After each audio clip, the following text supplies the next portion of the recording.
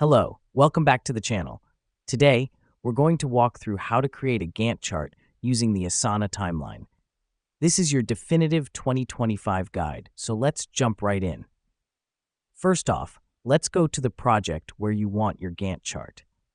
Now that we've done that, click on Timeline at the top of your project.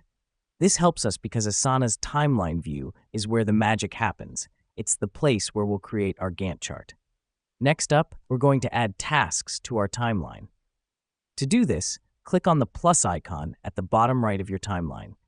Go ahead and add in all your tasks, but remember, each task should represent a step in your project.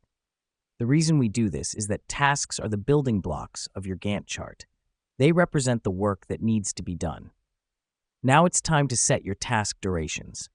Click on each task and drag the edges to adjust the duration. This is important because it allows us to visually represent how long each task will take.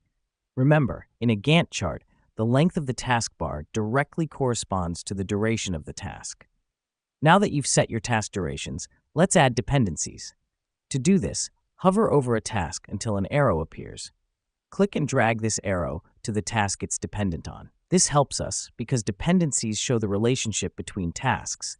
They illustrate which tasks need to be completed before others can start. Lastly, let's customize the appearance of your chart. Click on the color icon in the toolbar to change the color of your tasks. The reason we do this is to make your Gantt chart easier to read. Different colors can represent different teams, task types, or task statuses. And there you have it. You've just created a Gantt chart using Asana's timeline feature. This will help you keep track of your project's progress, manage task dependencies, and ensure everything is running on schedule. Thanks for tuning in, and we'll see you in the next tutorial.